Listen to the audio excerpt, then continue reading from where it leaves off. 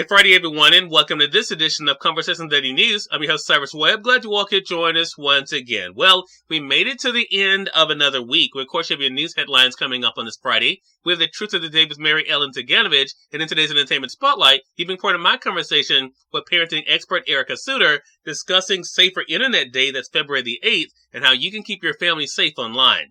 Enjoy today's program. For Conversations Daily News, I'm Cyrus Webb with your Friday headlines. In international news, Islamic State leader killed as U.S. attacks Syria hideout. The leader of the violent Islamic State group died in a U.S. military raid on Thursday, blowing himself up along with members of his family as American Special Operations Forces assaulted his hideout in northwestern Syria, President Joe Biden said on Thursday.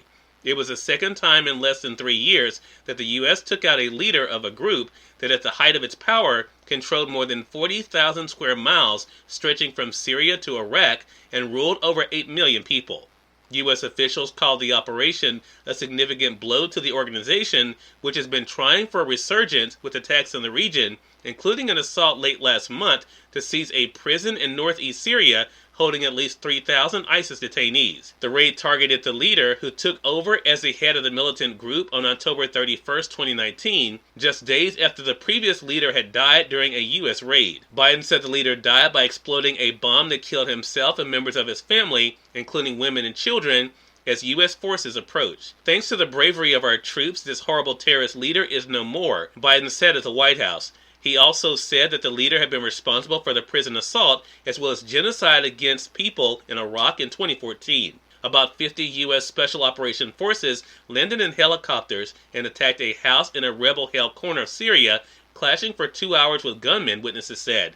Residents described contentious gunfire and explosions that jolted the town. Biden said he ordered U.S. forces to take every precaution available to minimize civilian casualties, the reason they did not conduct an airstrike on the home. In national news, Biden in New York, nation must come together to end gun violence.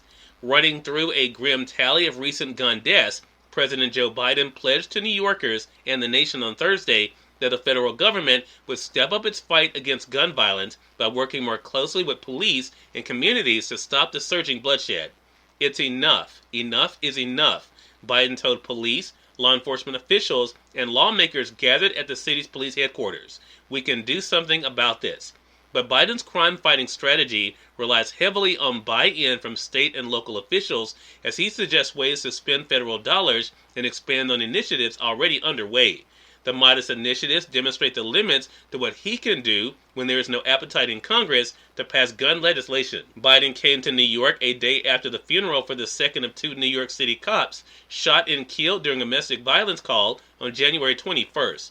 Officials wrapped up the event to get to the hospital where another officer was being released after an injury and yet another shooting.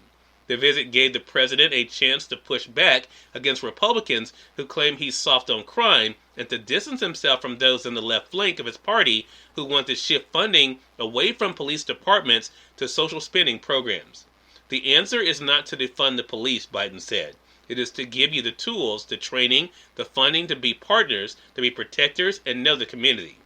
Biden ticked through how 316 people are shot every day and 106 killed, including 26 children who died in gun violence so far this year. In more national news, as winter storm moves across the U.S., ICE becomes bigger concern. More than 200,000 homes and businesses lost power across the U.S. on Thursday as power companies struggle to keep pace with freezing rain and snow that weighed down tree limbs and encrusted power lines, part of a multi-day winter storm that dumped more than a foot of snow in parts of the Midwest and triggered winter warnings from Texas to the Northeast. Storm conditions caused headaches for travelers across the country as airlines canceled more than 6,000 flights scheduled for Thursday or today in the U.S. At Dallas-Fort Worth Airport, authorities shut down all runways Thursday morning and reported more than 1,000 canceled flights. In business news, Amazon reports strong fourth quarter results despite supply chain snags.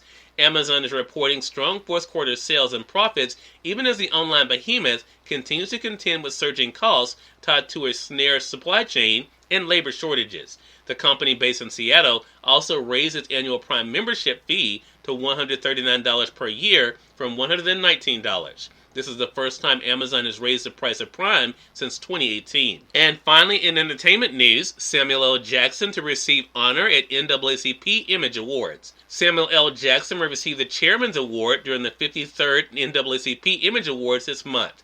The NAACP announced on Thursday they will bestow the 73-year-old actor with the award, which recognizes individuals who demonstrate exemplary public service and use their distinct platforms to create agents of change. Cyrus Webb, Conversations Daily News. It's now time for the Truth of the Day with Mary Ellen Ciganovich. Mary Ellen, it's all yours. Hi, this is Mary Ellen with your Truth of the Day. Make your thoughts intentional. Choose to keep a calm, positive mindset throughout your day. The longer you hold a positive thought, the stronger your positive healing energy becomes. Make a conscious effort to choose every thought you think. As you choose to focus on your positive thoughts, your attention to create great healing power within you increases. The law of attraction states like attracts like. This law influences all your energies, including your thoughts. Your thoughts, whether positive or negative, create a powerful magnetic force that draws similar thoughts into your life. This is why if you want a positive, successful life, you think, say, speak, and write positive, successful thoughts. Today, choose positive, intentional thoughts and hold onto it as you breathe it into existence. And always remember to enjoy the day. Parenting expert Ericka Souter speaks into the Entertainment Spotlight. We're here on Conversations Daily News. For Conversations Daily News, I'm Cyrus Webb with the Entertainment Spotlight. Parenting expert Ericka Souter joined me recently on Conversations Live, the radio show, to talk about Safer Internet Day that is February the 8th and what you can do to be able to keep your family safe online. Here's a bit of our conversation. Why is it important, Ericka, for parents to talk up to their kids when it comes to internet safety? Well, it's really important that parents take a part in helping their kids develop a healthy relationship with technology. And that means having conversations with them. It means knowing what they're doing online and how they're communicating online and setting up boundaries. We really want to empower kids to make the right decisions, and parents have to play a part in that. Such a great point. And there are tools in there available for them. What are some of these tools that can help parents to be able to keep their kids safe online?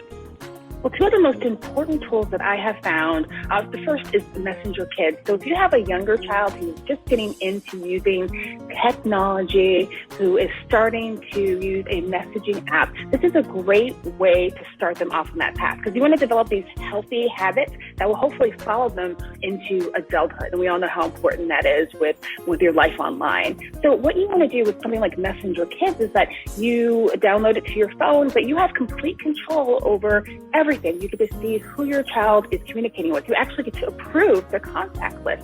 And then you also can download all the messages that they send and the videos that they send. But what I really, really love about Messenger Kids is that they have something called a pledge. And they ask their users, the children who use it, to, number one, be kind, be respectful, be safe, and have fun. And they have interactive games to teach little ones what that means and what that looks like. And that's just the kind of help we parents need. Love that. Cyrus Webb, Conversations Daily News.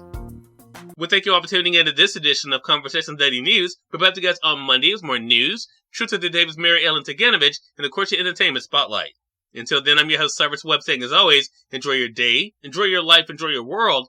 Thank you all for choosing Conversations Daily News today. Let's make it a great one.